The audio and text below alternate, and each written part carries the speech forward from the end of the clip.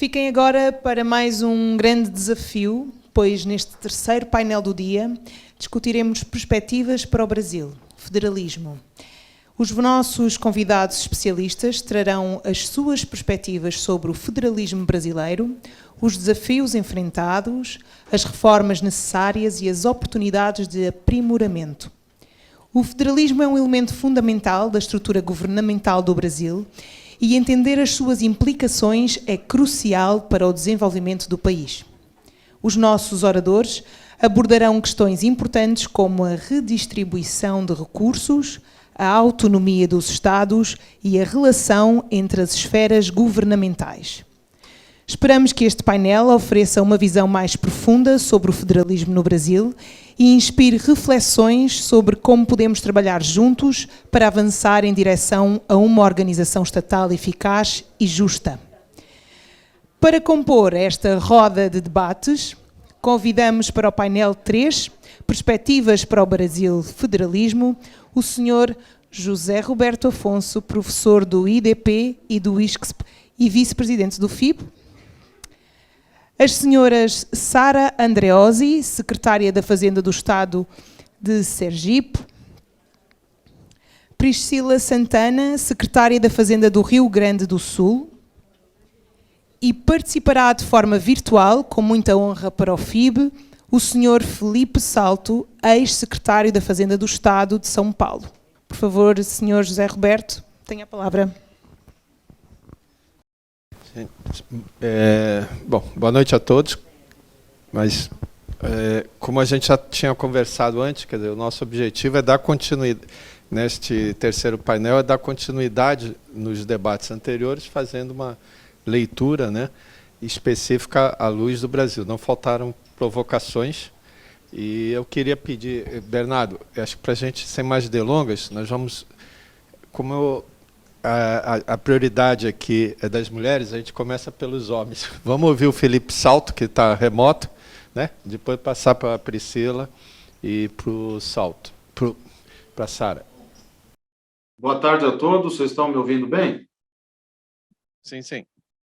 Bom, primeiro agradecer meu amigo Zé Roberto Afonso.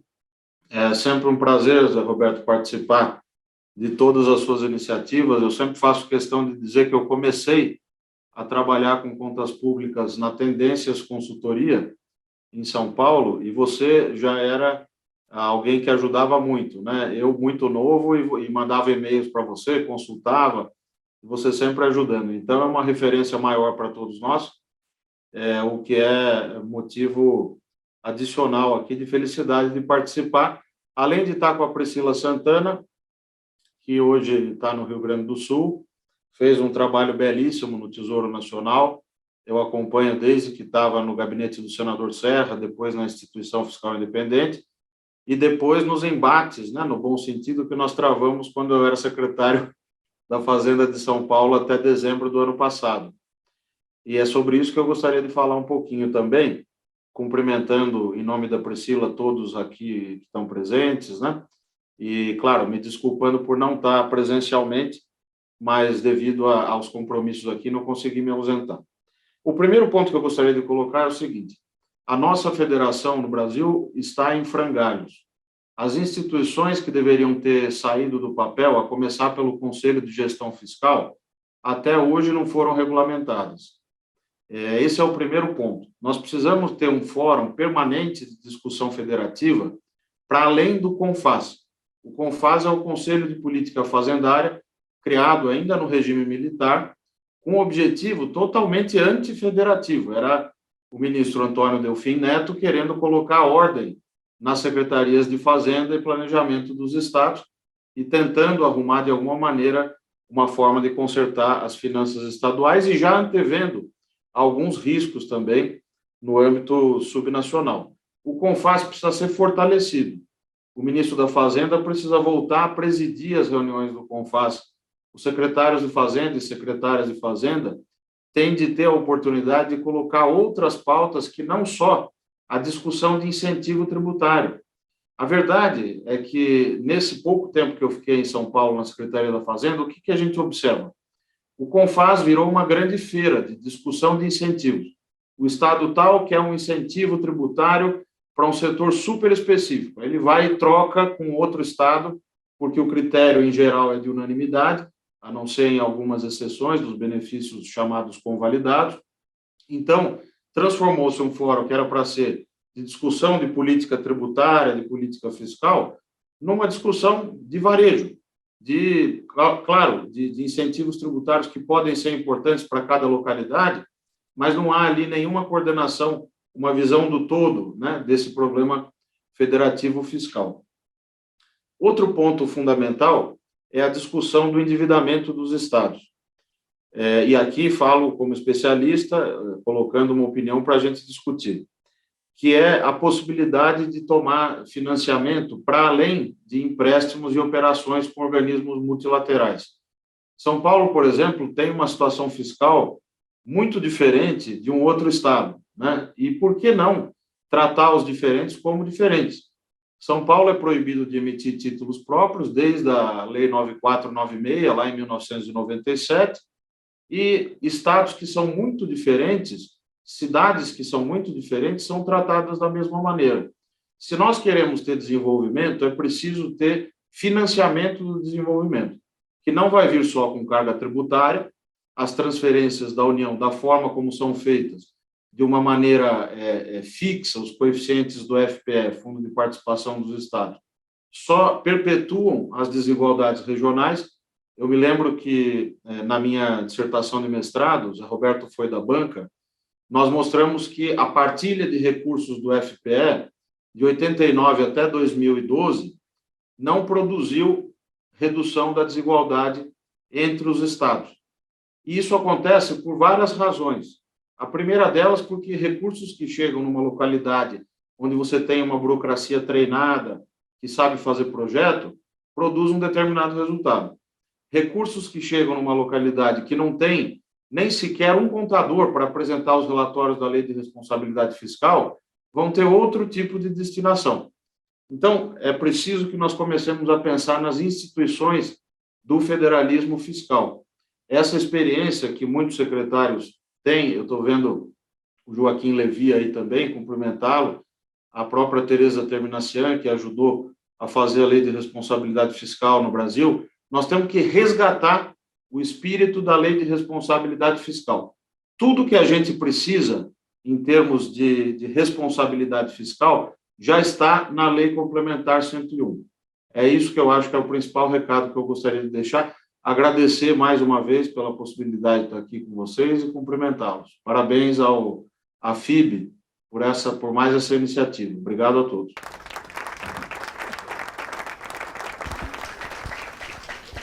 Felipe, muito obrigado. Peço aí desculpa, né, que a gente está um pouco atrasado aí, acho que afetou um pouquinho a sua agenda, mas acho que você traz bastante colocações, bastante provocações, né, para agregar as que nós já temos aqui, e vou passar aqui a palavra para a Priscila. A Priscila tem uma vantagem, né, que ela pode falar dos dois lados. Boa tarde a todos, quer dizer, boa noite. É uma honra estar aqui. Obrigada, Zé Afonso, pelo convite. Essa casa é maravilhosa, o FIB está de parabéns. Depois, oportunamente, certo, irei conhecer também o museu. Dentre as minhas diversas deformações está a formação em História. Então, por aí se vê que eu sou uma apaixonada pela História. Dito isso, e aí eu primeiro vou começar corrigindo a minha amiga Célia do Coração, e você também, Zé Afonso. Eu não tenho um lado.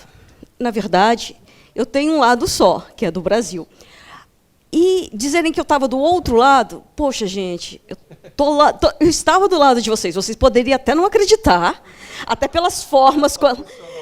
exato, até pela forma como eu me posicionava, pelas determinações que a gente tentava construir em conjunto, mas o lado era o mesmo, é o do Brasil e do bem-estar do nosso povo. Dito isso, sabendo que eu não tenho um lado, embora eu tenha que meu governador, olha que chique, agora eu tenho um governador para chamar de meu, o governador Eduardo Leite fica o tempo todo me falando assim, agora você está do lado de cá. Eu falei, porque eu negociei com ele um dos regimes, que é uma das regras fiscais mais recentes, introduzida no arcabouço brasileiro a partir de 2017, que é o regime de recuperação fiscal. E eu fiz toda a negociação com o Estado do Rio Grande do Sul, assim como fiz com o Estado do Rio de Janeiro, como comecei a fazer com Minas Gerais e Goiás. E, no caso do Rio Grande do Sul, que foi um dos casos mais exitosos que nós tivemos, ele entrou e aí, coincidentemente, ele me convidou, na mudança de governo, para ir para a secretaria. E ele falou, lembre-se que agora você está do lado de cá. Eu falei, eu sempre estive do lado de cá. Você que não me enxergava. Mas eu lutava. Tanto é verdade que aí o governo do Rio Grande do Sul, certamente, se você olha os últimos 4 anos, se você pega uma gestão em que um governo estava atrasado, folha de pagamento, coisas básicas, 53 meses seguidos, que se financiava basicamente através dos chamados restos a pagar, financiamentos de fornecedores, e que hoje está em dia, tanto com seus fornecedores quanto com o seu servidor, assim, em 4 anos ele fez a diferença. Muito seguindo a cartilha que a STN estava colocando como elementos preparatórios para entrar no regime de recuperação fiscal, sim. Mas quando a gente olha do ponto de vista de resultado, de concretude, acho que lá na STN a gente não estava muito errado, porque, bem ou mal, ele colocou as finanças do Estado dele em dia. Dito isso, eu trago para uma outra questão que tem muito a ver com o nosso federalismo. E aí, de novo, me permitam ter essa experiência híbrida, de ter conhecido também as dores e angústias da União e partilhar com vocês essas dores. Primeiro, acho que o nosso federalismo, e aí eu vou utilizar uma palavra extremamente dura, mas é uma palavra que eu tenho muito comigo quando eu vejo as relações federativas. Nosso federalismo é um federalismo de vassalagem. Os estados não se colocam como entes autônomos, como entes com aquelas prerrogativas que são previstas na Constituição Federal. Então, quando eles chegam perante a União, sem dúvida nenhuma, é sempre uma aspiração de encontre a solução para o meu problema. São raros os estados que vêm conversar na União e trazer algum direcionamento para ser percorrido. Isso faz com que, quando a gente pensa em construir fóruns como esse que a gente está propondo agora, que é o Conselho da República, eu confesso que eu fico um pouco preocupada, porque eu enxergo nesse Conselho mais um ambiente de forte assimetria, porque nós, estados e municípios, não temos maturidade para fazer uma interlocução de mais, como é que eu vou dizer, de melhor apropriação dos nossos interesses em frente da União. A União geralmente conhece muito bem os seus interesses. E nós, aparentemente, não estamos fazendo o dever de casa para defender os nossos. Isso se tornou, para mim, manifesto agora com a recente negociação que a gente empreendeu no STF em relação ao debate da reforma do ICMS que foi empreendida pelas leis complementares 192 e 194. Para mim, ali ficou inequívoco. Os estados não sabem o que estão defendendo. E a União, se eu estou lá, eu estava há até pouco tempo, me utilizo disso, se utiliza disso, e faz, sim, um jogo com vocês para fazer uma tergiversação. Grande parte, e aí todos os secretários de Fazenda me acompanharam nesse debate, nos últimos meses, no último mês, objetivamente, surgiu o debate, vamos renegociar a dívida, que é um outro ponto fundamental, que depois eu vou fazer uma pequena fala sobre isso. Vamos renegociar a dívida. E a fórmula de renegociação de dívida, por isso que eu falo que, às vezes, os estados eles percorrem o caminho mais fácil, foi, vamos renegociar o contrato, vamos alongar, vamos botar mais 10 anos. Qualquer um que fizer conta sabe que mais 10 anos num contrato de uma dívida com uma Selic a 2 dígitos é insuportável. Não é suportável para o Rio Grande do Sul, não é suportável para Minas e para ninguém que tem dívida naquele patamar. E aí isso nos traz para uma outra colocação. Onde é que está o problema? O problema está no prazo do contrato ou está na política monetária que a gente está fazendo? Como é que a gente olha? Será que esse indexador via Selic para um contrato com essa natureza é o ideal? É esse tipo de debate que eu espero, de verdade, que aconteça nesse fórum mais qualificado. Mas a minha vivência, a minha experiência tem apontado, e esses primeiros 2 meses de secretária de Fazenda ficou muito claro isso, assim, a gente precisa ser capaz de ter visões disruptivas em relação ao nosso federativo. Não dá para ficar copiando as mesmas receitas que a gente vê nos últimos 30 anos de renegociação e renegociação.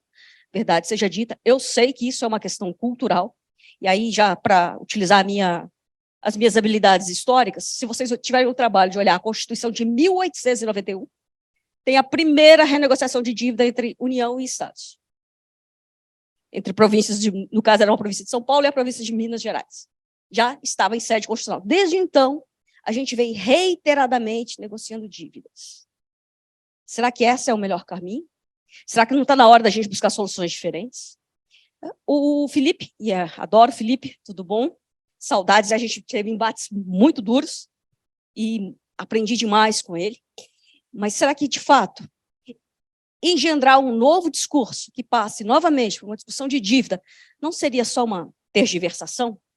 Não seria só mais uma distração para a gente não enfrentar o verdadeiro problema que a gente tem no nosso federalismo, que é um problema distributivo e alocativo? Enfim, por fim, e aí só vou encerrando a minha fala, só para deixar partilhar com vocês uma outra dor. Não é razoável, e aí a gente está falando basicamente de incentivos, que vocês esperem que a União, quando está num fórum como esse, em que o assunto dívida surja, que a União seja imparcial. A União não é parcial, gente. Coloquem isso no DNA de vocês. A União é a principal credora de estados e municípios. Ela jamais vai endereçar uma solução imparcial.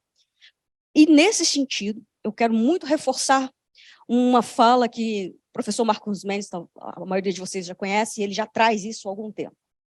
A gente precisa de alguém de fora para arbitrar as relações federativas. A União não é o árbitro que vocês estão esperando. Ela não consegue fazer essa coordenação, porque ela tem interesse em jogo. Conhecido como 600 bilhões de reais é o tamanho do interesse da União. Então, assim, dito isso, queria só colocar para vocês que é um prazer estar aqui partilhando. Vocês percebem que eu não tenho lado. Eu estou colocando aqui as dores do lado de lá, estou dando para vocês um ponto frágil. Mas para quê? Na esperança efetiva de que a gente seja capaz de construir um federalismo que eu chamo de respeitoso, e não de vassalagem. Que os estados, quando chegarem, o que falar, como falar e como pedir.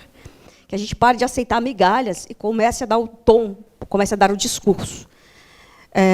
Acho que se eu estivesse ainda lá no Tesouro, eu também queria ter esse debate de mais qualidade, porque o que eu sou cobrada, o que eu era cobrada muito é: e aí, Pri, como é que vamos resolver isso? Eu falei, putz, caso da pandemia, só me permitam a digressão, caso da pandemia foi um clássico.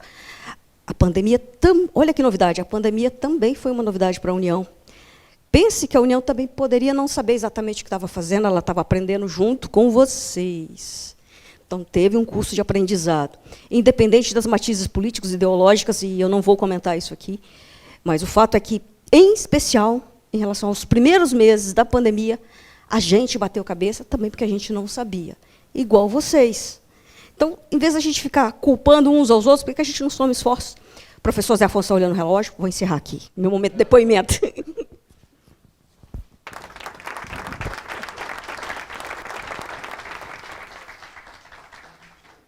Boa noite, serei brevíssima. 2 minutos, podem contar no relógio. Mas eu acho importante. Priscila foi minha chefe lá na União. Eu comecei a trabalhar com estados e municípios em 2013 até 2019, no Tesouro Nacional.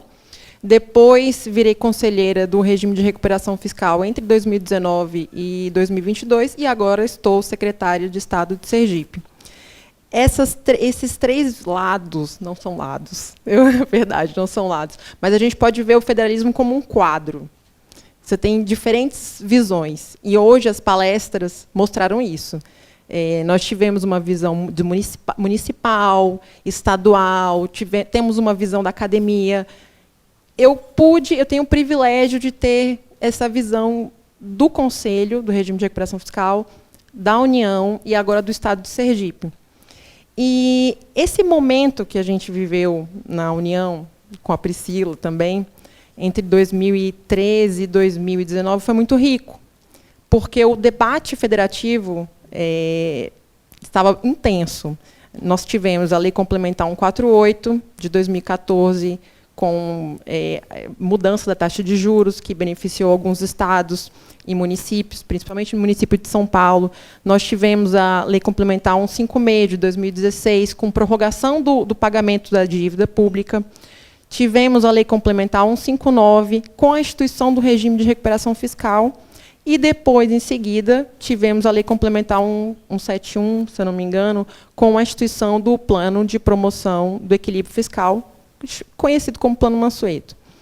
Então, são diversas leis para a dívida pública, focado na dívida pública.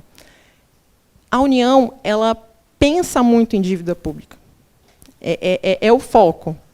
Mas aí você vê, agora eu como secretária do Estado de Sergipe, e os estados que não estão endividados, mas têm um problema de fluxo de caixa? Como a gente vai conseguir resolver essa questão?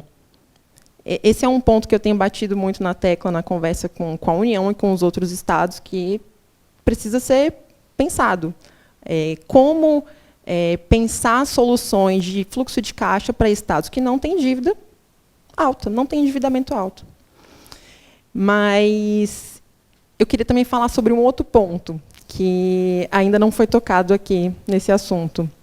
Quando eu cheguei na Secretaria de Fazenda de Sergipe, eu percebi a necessidade, e aí eu não tinha essa visão lá na União, a necessidade do fortalecimento da educação fiscal. A gente está falando sobre governança fiscal, mas eu preciso que a sociedade entenda o que é governança fiscal, qual a importância da governança fiscal. Tem uma frase muito interessante do ex-governador Paulo Artung, do Espírito Santo: só se cuida de pessoas quem cuida das contas. É simples, é objetivo, parece óbvio, mas não é óbvio. E enquanto a população não entender isso, não entender que, se eu aumento a despesa de um lado, eu tenho que tirar de outro, se a União, se o Congresso Nacional edita uma lei que reduz a minha receita, eu vou ter que ajustar a minha despesa, como que a gente vai fazer um trabalho? Como que eu vou pensar em cooperação federativa? Como que eu vou pensar nessa inter-relação se eu não consigo cuidar simplesmente das minhas contas? E eu como secretária de Fazenda de Sergipe, tenho certeza que também outros secretários de Fazendas municipais têm essa preocupação do mais básico, educação fiscal. E, geralmente, educação fiscal é uma área, uma assessoria que está lá completamente apartada da política fiscal. Então, eu trago aqui a importância desse seminário, porque vai sair no meu jornal local um seminário de governança fiscal, vai gerar um debate sobre governança fiscal, educação fiscal, e a gente vai poder trazer essas pessoas para gerar uma massa crítica nesse assunto. Então, é bem simples, breve, e esse é o ponto que eu queria trazer hoje.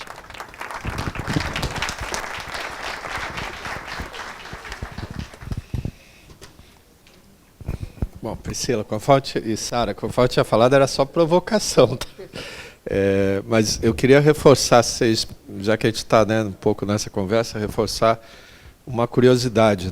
Da mesma forma que hoje nós temos muitos funcionários federais, servidores federais, ocupando posições em estados, como o de vocês, a gente também tem o inverso. Servidores ou ex-autoridades dos estados ocupando posições no governo federal. Isso não era comum no passado, na minha opinião pessoal, os dois lados. O que, na verdade, representa que não é que tem dois lados, acho que a gente tem um lado que a gente tem uma profissionalização crescente na administração fiscal brasileira. Felizmente, o Felipe, quando começou a falar ali, eu achei que ele ia entregar a minha idade. Mas tem mais gente aqui que deve conhecer, acho que, não sei se vocês são um pouco mais jovens, mas antigamente os secretários de Fazenda eram políticos e que normalmente tinham sido os gestores do caixa da campanha do candidato a governo estadual ou à prefeitura. E estavam ali por isso, e não porque são economistas, administradores, e tem essa formação. Eu acho que a gente tem um avanço muito grande, e é uma vantagem. Do outro lado, do lado um pouco político, não sei, só estou comentando aqui, depois deixar para vocês. A gente também tem que distinguir bem. É pena que não deu para entrar a gravação do ministro Padilha, Mas ele já gravou e nós vamos passar aqui, quer dizer, como a gente estava aqui, não deu para ouvir, o que é a ideia do Conselho da Federação, né? Eu acho que era bom distinguir também, que me parece, pode ser que eu esteja errado, a ideia do Conselho é um conselho para tratar de estratégia, é um conselho de chefes de poderes, né? Onde que vão estar sendo discutidos as estratégias ou princípios nacionais, né? O que se espera, na minha opinião, era que essa pactuação entre chefes de poderes venha se desdobrando em acordos para baixo nas diferentes áreas. Aí eu acho que esse é um esforço que a gente está fazendo aqui da FIB, o individual, acho que nós estamos muito perto, na minha opinião, de resolver uma deficiência que eu acredito que a gente tenha no Brasil, na área fiscal, na área fazendária, que é isso que a gente está fazendo, juntar União, Estados e municípios. Nós temos conselhos para tudo no Brasil, né? Conselho da Saúde, Conselho do Meio Ambiente, Conselho de Segurança Pública, e o Conselho, quando a gente fala em fiscal, lembra do Concefaz, né? O Concefaz lembra primeiro do Confaz, que na verdade é para tratar do ICMS. Que ela acaba, como falta outras coisas, ele acaba, né, extrapolando. Mas acho que a gente tem uma oportunidade de começar, né, a se juntar. Eu, Zé Roberto, inclusive, pessoalmente, distinguiria o que é gestão fiscal, que, aliás, é o que está lá na LRF, que é gestão, é administração, é para discutir como que padronizo contas, como é que eu faço a classificação. Nós não podemos, em 2023, no Brasil, ter cada estado uma definição de despesa de pessoal, por exemplo, né? Não vamos falar sobre isso. Essas questões básicas a gente precisa resolver, e eu acho que estão fáceis para resolver, né? Não tem grande diferença. Agora, gestão é uma coisa e política é outra, né? Eu acho que a gente também está precisando, que acho que Priscila e Sara tocaram aqui muito, e o que a gente ouviu, acho que da experiência, né, em particular alemã, a gente também, o Barjan, né, a gente passou muito rápido a experiência australiana, e que é um pouco provocação, a gente não consegue esgotar esses assuntos aqui. Aliás, queria reforçar, a gente vai colocar nos sites, no site do evento, as apresentações, vão subir os vídeos, textos, né, estava comentando com a Tereza, o Luiz tem mais textos,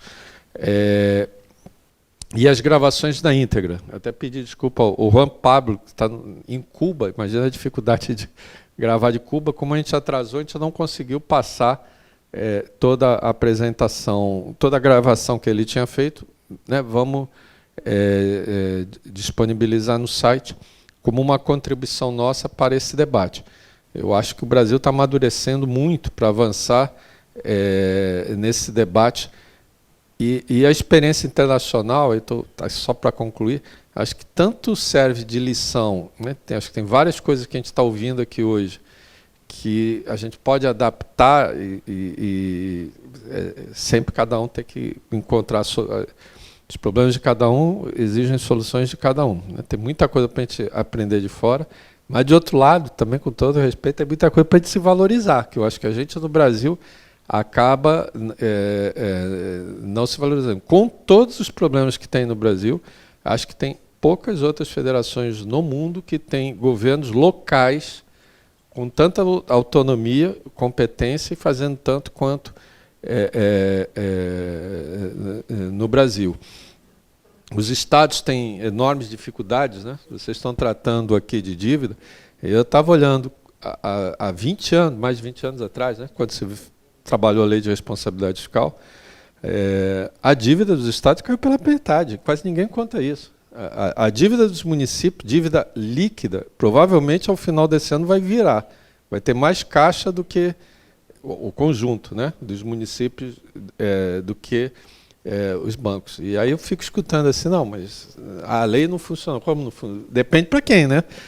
E uma das coisas curiosas aí no registro, só fazer um registro, porque vocês tocaram nesse assunto, quando se teve a discussão da lei e que se discutia assim, olha, na verdade a gente precisa fazer 3 movimentos, né? Primeiro, implantar um controle da dívida, controle seja de limitação, seja de registro, de transparência, né? Tudo está tudo registrado, né? Hoje em sistema, não tem mais aquilo que no passado, de repente, aparecia títulos ou dívida que não tinha antes. Segundo, que é esse processo que acho que vocês, em particular, estão completando, os estados desembarcarem da dependência federal. Agora, terceiro, resolver o que vocês estavam aqui comentando, que era os estados tocarem a vida por conta própria, com o mercado por conta própria, quer dizer, o risco de cada um, né? A proibição de estados e municípios emitirem títulos, às vezes eu fico pensando se tem a ver com alguém esteja preocupado que corre o risco de ter algum estado ou município com um risco, com um spread de risco menor do que o Tesouro Nacional, e como é que você vai explicar isso, né? O pessoal da agência de rating estava relatando, quer dizer, do ponto de vista internacional, sempre o risco sempre vai ser o soberano, mas internamente tem algumas situações de governos onde que tem governos locais que conseguem fazer captação mais baixa do que a federal. Eu acho que a gente tinha que amadurecer e avançar, né, para essa outra etapa, que significa assim, você é maior, é responsável, quem está lhe emprestando tem que saber que está correndo o risco é dele, e vocês, né, fiquem livres. Eu acho que o Brasil hoje, eu pelo menos pessoalmente, acho que a gente já está nesse nível de tranquilidade. A gente precisa muito mais conseguir se organizar e se entender dentro do setor público do que acho que tanto do setor público para o privado. Mas eu acabei falando demais aqui, que não tinha falado antes. A Sara foi tão econômica nas palavras que deixou o tempo aqui. Priscila, deixa eu devolver aqui. Na verdade, o ministro Levi pediu a palavra, eu vou passar para ele, mas deixa eu só responder a sua provocação, porque é assim, meu amigo Jorge também vira e mexe me faz essa mesma provocação. Primeiro, por que a gente não permite que alguns estados emitam? Olha, eu posso estar muito enganada, mas todas as ofertas que chegaram para a Secretaria do Tesouro analisar, que passavam por um mecanismo semelhante, em última instância, pediam uma espécie de aval solidário da União. Nós temos um moral hazard gigantesco sobre isso. Enfim, a gente comete muitos erros, mas a gente tenta aprender com eles. Então, assim, nunca, em 10 anos na STN, me chegou uma proposta e disse, não, é por minha conta e risco. Sempre tem um mecanismo de... E aí, detalhe importante, as propostas que chegam também têm as melhores, as mais estruturadas, têm assim, não, as minhas receitas próprias vão garantir. Não se preocupe.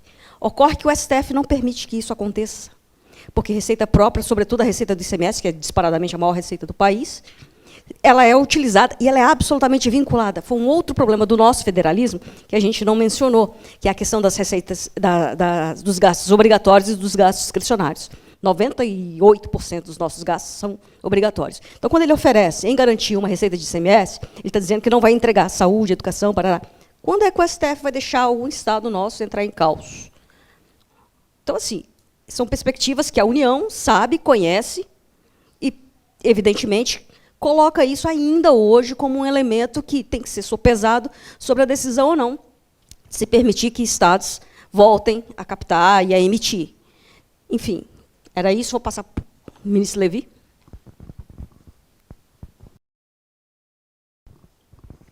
Oi, não, é excelente. Eu faria 3 observações que tem a ver aí com o DNA, aquela data de nascimento avançada, né? A primeira é a seguinte, eu ainda sou dos tempos da Carioquinha, nós tivemos o Banespa, quer dizer, os estados já se financiaram, não faz tanto tempo, né? O Banespa tem 20, 25 anos, né? O programa, tu estavas lá, como dizia lá o programa do Jô, né? Quando se teve que fazer todos os bancos estaduais, né? Mais recentemente até teve, se não me engano, um estado que emitiu com suas receitas, né? Eu estava fora, não cheguei a aconselhar, que foi o Estado do Rio de Janeiro, que emitiu usando royalties. e houve quem comprasse até na banca internacional, como está bonito de falar agora. Então, assim, experiências com financiamento houve, né? Talvez a gente queira extrair, até fazer um workshop sobre isso. A outra coisa é o seguinte, também daquelas coisas que se cristalizaram na década de 90, final, na virada lá depois do real, é o seguinte, se procurou dar à dívida dos estados o custo que, na medida que ela foi federalizada, se repassou aos estados o custo da União, que há um tempo, hoje não se imagina mais, há um tempo era IGPM mais 12, né? Para quem acha Selic alta, teve um tempo que era IGPM mais 12. Depois, quando as coisas mudaram, até se passou, né, para NTNB, o Selic, mas enfim, eu só diria, né, nessa ideia de financiamento, eu acho que tem algumas lições que a gente pode querer estar visitando se a ideia for caminhar nessa direção. Bom, parabenizar e fazer só um registro. Acho que valia a pena pensarmos em alguma coisa distinta entre dívida e dívida interfederativa. Porque uma coisa é a questão de endividamento junto com o mercado, lançamento, mas a dívida interfederativa passa por uma lógica óbvia de federalismo e de um federalismo cooperativo. Se você usar o mesmo padrão de indexador, de juros, de toda essa questão, você vai estar emprestando para estados e municípios a preço de banco para o mercado. Então, talvez criar algum mecanismo que diferencie operações de captação para o mercado e relações interfederativas que devem ser baseadas na lógica do federalismo cooperativo talvez seja interessante e reduza a litigiosidade enorme, gigantesca e que atrapalha muito as relações federativas. E ainda nisso, o regime de recuperação fiscal de federativo não tem nada, aquilo é uma intervenção da União nos estados. Eu sei que é lei, eu sei que é isto, eu sei que é aquilo, eu não tenho a menor dúvida, mas aquele regime foi desenhado como uma forma de intervenção. É só olhar o Rio de Janeiro. Tem um procurador do estado do Rio, o Fabrício, que ficou à frente disso o tempo inteiro. Nós conversávamos e o Fabrício arrepiava o cabelo toda vez que falava naquele negócio. Então, vale a pena olhar. Talvez essa sugestão seja interessante para se pensar. Boa noite a todos. Eu tenho algo a dizer a Priscila e depois para comentar com vocês também. Priscila, eu participei do GFIM com a Célia, com o grupo todo do GFIM, que é o Grupo Financeiro Nacional, que trabalha junto com o Confaz, em Brasília, no Ministério da Fazenda, durante muitos anos. E, nesse tempo, lá, eu orientava juridicamente o grupo, como procuradora do Estado do Paraná, que sou. E já fui secretária de Fazenda, inclusive, então já pude vivenciar também na prática, né? E nesse GFIM, nós fizemos os cálculos, foi até os estados do Nordeste que fizeram esses cálculos todos, né, Célia, se não me engano, e demonstramos para a União que aquela dívida que a União cobra dos estados indefinidamente, quer dizer, que não tem fim mesmo, essa cobrança dessa dívida, estava totalmente equivocada, tanto pelos parâmetros que o SCAF falou, que é o indexador e que é o juro sobre juro. Então, o anatocismo, que se pratica no Brasil, que é comum, ninguém mais contesta, como se fosse normal. Isso não é normal. E já mostrávamos para a União, nesse tempo, lá na Secretaria do Tesouro, que estava tudo pago, quitado, e a União continuava nessa renegociação e repactuação. E vamos cobrar, e vocês têm que pagar, e repactuar, e tudo de novo, entendeu? Então, nós apresentamos, sim, as soluções. Acontece que a União não aceita as nossas soluções. Mais uma coisa que eu gostaria de dizer sobre isso. Quando eu fui secretária de Fazenda, e vivi isso como vocês estão vivendo hoje, né, a dificuldade que é você argumentar. No caso do Paraná, Nós, antes de eu ser secretária como procuradora, atuei nesse processo da privatização do nosso Banco Banestado. Houve uma fraude no nosso Banco Banestado, e essa fraude foi de precatórios emitidos por outros estados, que não era o Paraná, e o Banco do Estado acabou comprando isso da noite para o dia e acabou amanhecendo com eles, porque a ideia era comprar essa fraude e vender na noite, né, no overnight, e micou na mão do Banestado. E aí o Banco Central, que já estava privatizando todos os bancos, o que é um grande absurdo, não precisava ter privatizado nada, né, bastava ter feito uma regulação e uma fiscalização em cima dos bancos e ter mantido, porque era muito importante para nós, estados, ter os nossos bancos, eles eram promotores do desenvolvimento, e se havia algum desvio, distorção, era só fiscalizar, punir e prender aqueles que fizeram isso e deixar o banco funcionando. Mas, afinal, privatizamos. Nessa privatização, nós, procuradores, alegamos que nós não tínhamos culpa naquilo, porque era uma fraude. O secretário de o governador de Santa Catarina, na época, foi preso em razão dessa fraude, porque foram eles que emitiram esses papéis podres, digamos assim. Ele foi preso, ele perdeu os direitos políticos, os bens foram confiscados, não sei se vocês lembram. Mas foi o Paraná quem pagou. Quem emitiu os títulos foi Pernambuco, Osasco, Guarulhos, Santa Catarina, Alagoas. E nós é que fomos punidos pelo Banco Central com a privatização. Por que nós fomos punidos? Porque foi vendido para o Itaú comprou o Banestado no Paraná, e nós tivemos que, no Estado, assumir todas essas dívidas e todas as multas, e fomos muito prejudicados pelo governo federal. E aí o governo federal nos disse: eu não posso fazer nada. Entramos na Justiça, processo no STF, 2 processos contra a privatização do Banestado e contra as punições que foram aplicadas ao Banestado por ter comprado os títulos podres, que havia um processo já provando que era uma fraude, punindo o governador de Santa Catarina. Pense que nós não ganhamos as ações, porque os próprios ministros que foram relatores nos chamaram e pediram para fazer um acordo com o governo federal. Então, eu acho assim, sabe, Priscila, não é que nós não queiramos o Estado chegarem com a solução, é que muitas vezes a solução a gente mesmo busca, mas parece que nesse país ninguém quer nos dar a solução para nada. E acordo com o governo federal, vocês podem imaginar o que é aquilo que nós sabemos. O governo federal diz: não tem acordo, vocês têm que pagar e pronto. E tudo isso, sabe, Priscila, me põe a pensar, nesses anos todos que tenho essa experiência. Quando cheguei lá como secretária de Fazenda, disseram para mim, uma ocasião: olha, você tem que renegociar uma dívida aqui da Copel, porque eu descobri que o Estado não pagava energia para a nossa própria companhia, tinha uma dívida com a Copel. E eu solicitei ao Tesouro Nacional que fizesse o cálculo dessa renegociação, que eu só cheguei para assinar. O secretário que me antecedeu tinha feito a negociação. E aí, para minha sorte, o funcionário do Tesouro Nacional viu que eu estava de boa fé e fez o cálculo e me mostrou. E eu falei: não assino nada, porque ele acabou de me provar que é um acordo de renegociação pior do que o anterior. Então, não assino nada. E todo mundo disse: não, mas você tem que assinar. Eu falei: não tenho que assinar nada. E eu enfrentei aí o governo federal, no caso, e não assinei aquela renegociação, mas sofri, com isso, muitas críticas. Então, eu acho, só estou contando isso para te dizer que nós chegamos com as soluções, mas é que não querem nos dar a solução mais adequada. Então, não é por aí. Eu acho que o que nós temos que fazer no nosso federalismo é que a União se conscientize de que ela precisa fazer o que a Alemanha faz. Ela tem que imaginar que nós somos um único país.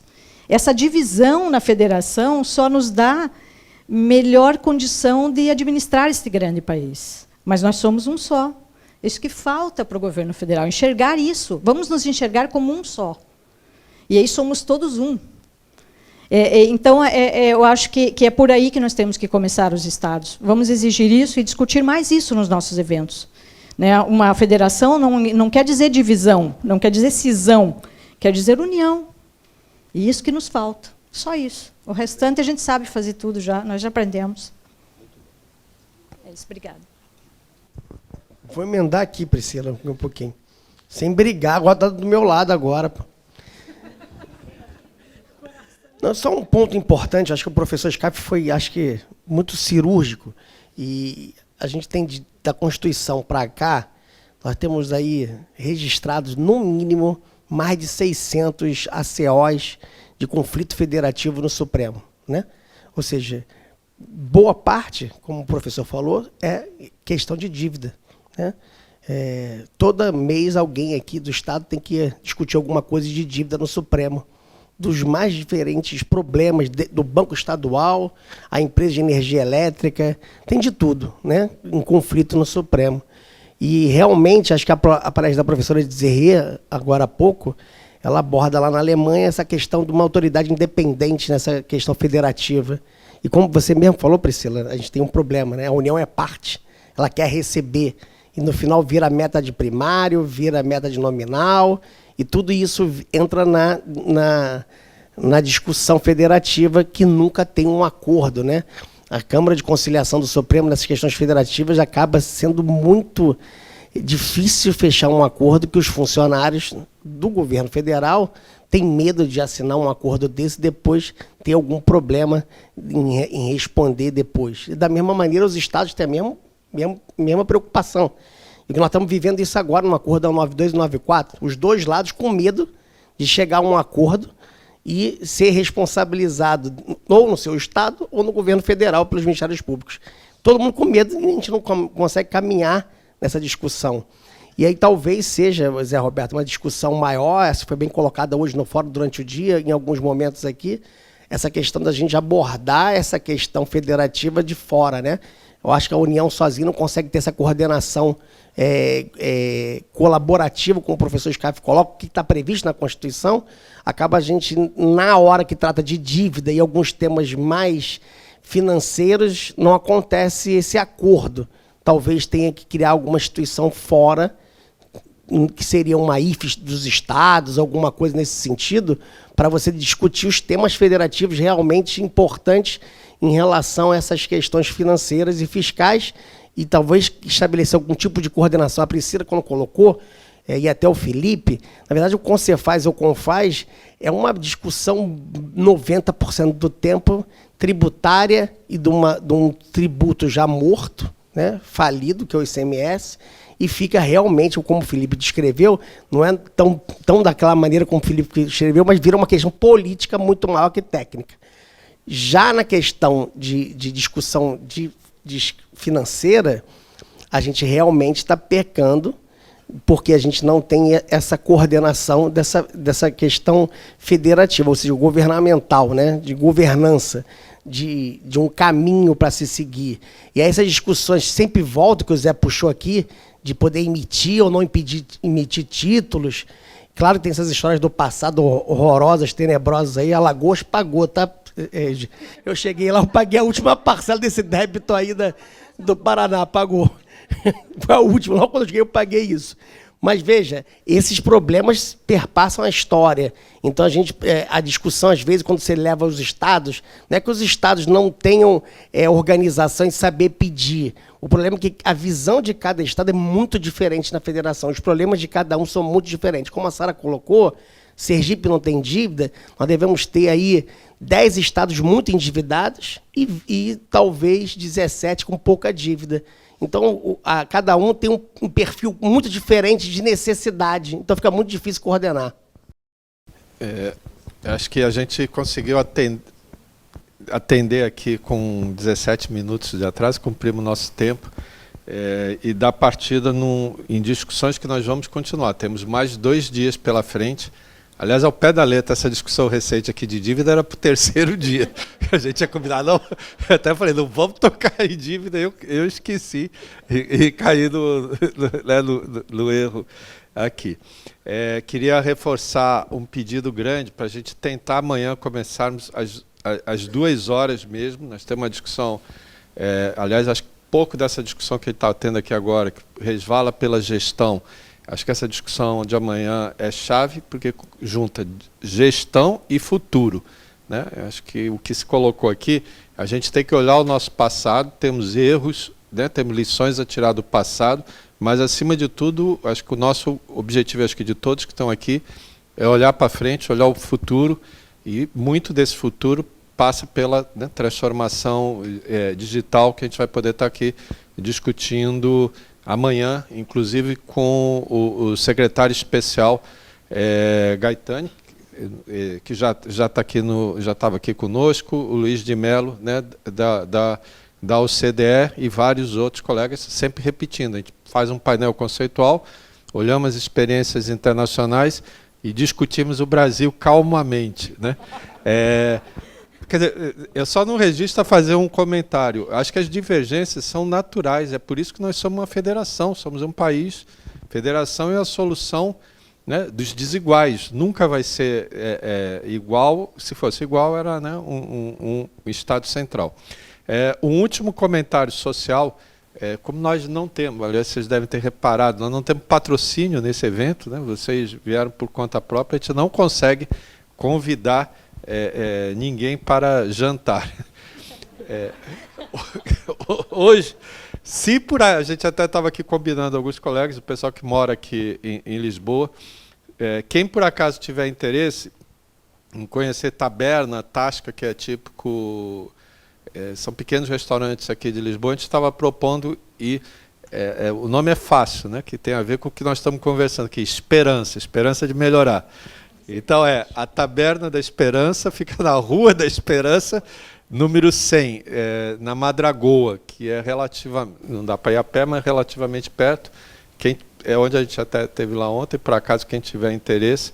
E amanhã, cadê a Dini? Amanhã a gente está tentando organizar na Docas de Santo Amaro, que é um espaço diferenciado.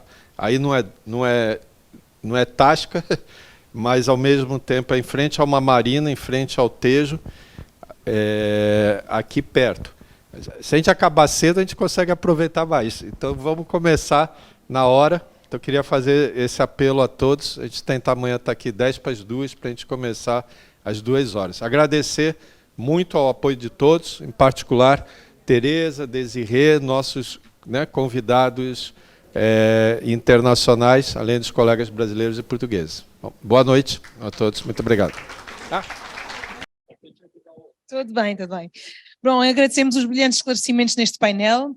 Os participantes presentes e virtuais podem retomar os seus lugares. Muito obrigada. Sem dúvida que vários dos desafios acerca do futuro da governança fiscal já foram debatidos com excelência neste primeiro dia de evento. Afinal, este é o nosso propósito nesta série, extrair lições das experiências conhecidas, de novos estudos, na busca por um futuro melhor. Em nome do FIB, FGV Conhecimento, IDP e demais apoiantes e parceiros, desejamos uma boa noite a todos e até amanhã. Boa noite.